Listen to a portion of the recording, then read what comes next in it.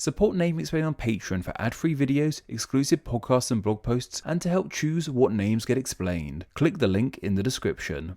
I am sure that when you think of the United Kingdom and the languages of my homeland, one language in particular comes to mind. That of course being English. That makes all the sense in the world in all honesty. English is by far the most widely spoken language of the United Kingdom and across the entire globe even. The English language is this nation's biggest export. While it is by and large the most popular language of the United Kingdom, it's definitely not the only language of the UK. To call it the nation's sole language would be a huge disservice. So what other languages are spoken in the United Kingdom exactly? Well, let's start with some of the more obvious ones. I'm sure you know, but the UK is a country made up of countries, those being England, Scotland, Wales and Northern Ireland. These three other countries have languages too: Irish, Welsh and Scottish Gaelic. There's also the language of Scots, but that could be a video unto itself. There's also the likes of Cornish from the county of Cornwall, and there's also the languages of the Crown dependencies, which are independent nations that have ties to the UK. Manx spoken on the Isle of Man is a great example. These Celtic languages play a key role in the identity of the United Kingdom, and while most of them are a minority with English being more dominant, it's still worth recognising them as languages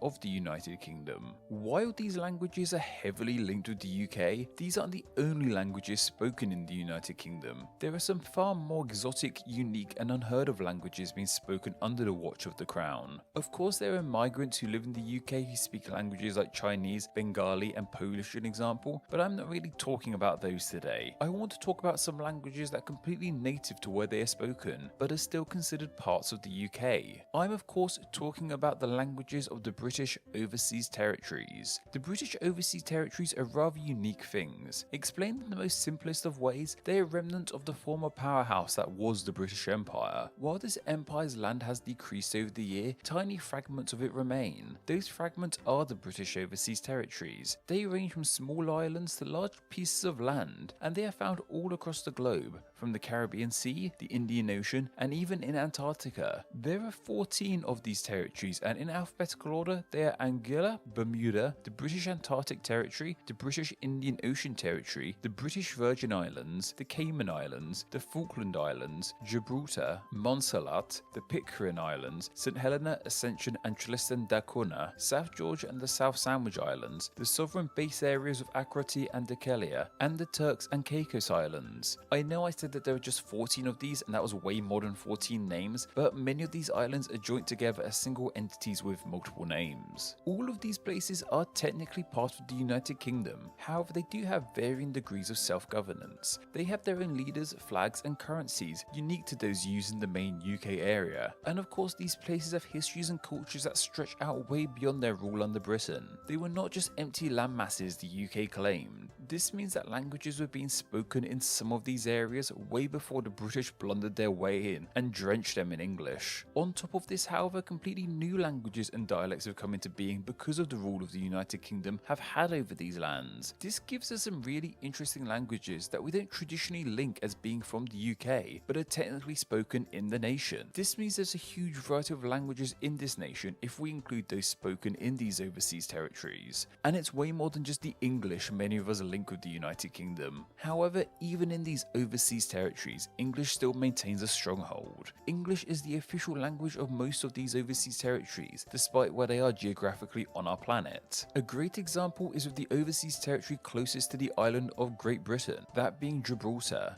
This tiny area of land, most known for its rock, is attached to the Spanish mainland, and in the past it was part of Spain. It was captured by the British in 1704, and from there attempts have been made for it to come back under Spanish rule. While firmly a British overseas territory for now and not ruled by Spain, this hasn't stopped Spanish being spoken in the region. From what I've gathered online, most residents of Gibraltar are able to speak Spanish as well as the official lingo of English. However, another source pointed out that Spanish is actually starting to disappear in the area, with children picking up the language less and less. Even if this is the case, I find it incredible that there's a nook of British land in which Spanish is widely spoken. What's perhaps even more interesting about language in Gibraltar is that an entirely new dialect has emerged in the land. Yanito is a tongue entirely native to this small area of land at the southern tip of Spain. This language's name is also used as a colloquial term for Gibraltarians too. The name of this dialect means people of the flatlands / little flatlands, which is thought to reference some of the geography of the area. Yanito seems like an incredibly curious language / dialect. I'm not quite sure what category it falls into even after researching it. Most describe it as a mixture of British English as well as Andalusian Spanish. However, many other languages have influenced it too, like Portuguese and Maltese. This language came about from the huge mixture of cultures that have called this land home. And from what I can gather, hearing it spoken aloud sounds like a quirky mixture of Spanish and English. This means that certain words in the language are a mixture of the two. Take a word like saltapina, which means salted peanut. It sounds a lot like salted peanuts in English, but has a distinctly Spanish flair to it. Like Spanish in Gibraltar, however, there are concerns that this incredibly unique tongue could be on the verge of extinction too, thanks to young people adopting English over it. Hopefully it stays around, as it kind of gives the United Kingdom its very own romance language in a weird way. A type of language I would never expect to be widely spoken in any area of the UK. From one end of the Mediterranean to the other, we have the island of Cyprus. This is an island with a variety of territorial claims. Two small areas of it, however, are actually British overseas territories: Akrotiri in the west and Delakelia in the east. Cyprus gained independence from the United Kingdom in 1960. However, it seems these two small areas were allowed to be held onto by the British. These two regions are primarily used for military reasons. They are outposts for the United Kingdom's intelligence service out in the Mediterranean, meaning they are pretty darn important. English is of course these areas' official languages. However, as they're part of Cyprus, it means that other tongues are pretty common there too, most noticeably Greek and Turkish, which are also the official languages of the Republic of Cyprus. Once again, Greek and Turkish were not languages expected to be widely spoken on technically UK soil. A large amount of the British overseas territories lie in the Caribbean. It's in this region as to where other rather unique languages, dialects and creoles make themselves at home on British soil. Take the Cayman Islands an example. While Columbus was the first European to record the island's existence, it was the United Kingdom that would eventually take control of them in 1670. However, a permanent settlement was not established on these islands until 1730. These were of course English-speaking settlements, and to this day, English is the official language on these islands. What's interesting, however, is that on these islands, English has changed more and become its own dialect. It's something I've seen referred to as Cayman Island English and Cayman Island Creole. From what I can gather, Cayman Island English is a variation of the English language with a strong Caribbean influence, primarily from the nation of Jamaica, in which the Cayman Islands are relatively close to. While this variation hasn't been widely studied, in more recent years it has gained a more dedicated following, so much so that in 2012, native Cayman Islander Kevin Gorin put together the first ever Cayman Island dictionary, which compiled many words and phrases originating from this variation of English. Now, if only I could get my hands on a copy. Other English creoles inhabit the Caribbean as well. Take Bermudian English spoken in the British overseas territory of Bermuda. While Bermuda is a part of the UK, its geographic ties to the United States have actually shaped this variation of English more so. Bermudian English is seen as a form of American English as opposed to British English, with it supposedly sounding similar to accents from southern USA like Virginia and South Carolina. It's pretty remarkable to hear that UK soil is home to a variation of American English. I'm spitting out my tea just thinking about it really. Turks and Caicos Islands have their own native Creole too, which is spoken in this British overseas territory. Like the Creole of Bermuda, it seems to have been influenced heavily by Caribbean English as a whole,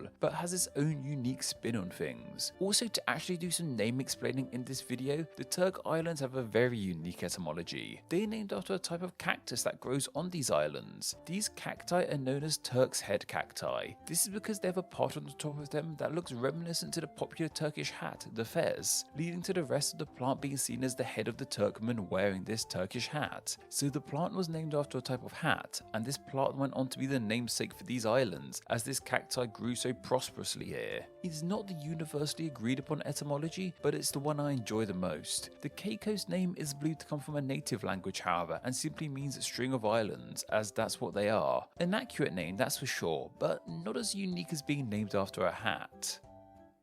Away from the Caribbean Sea and in the South Atlantic Ocean, we have the Falkland Islands. These islands were claimed by the UK in 1765, and while disputes have broken out over them, they've maintained British rule, though they do, like most British overseas territories, have a degree of self-governance. Before the British got there, they were completely uninhabited, meaning there really isn't a native language here. However, the English spoken by settlers here has spun off into its own thing. Falkland Islands English is seen as another unique dialect of English. From what I can gather, however, is that despite being so far from the UK, the accent sounds a lot like traditional British ones, without too much influence from the Spanish of South America as one may expect. What is much more unique, however, is the Pitcairn language spoken in the British overseas territory of the Pitcairn Islands. This is another creole that is a mixture of 18th century English as well as Tahitian, a Polynesian language. This is because the Pitcairn Islands are in the Pacific Ocean. This really is an incredibly unique language. Not only does it have that Polynesian connection, but the fact it derives from 18th century English means that it's kept terms from the language of that time that aren't used in modern English. One source points out that many nautical terms are used in this language, which are now rather outdated,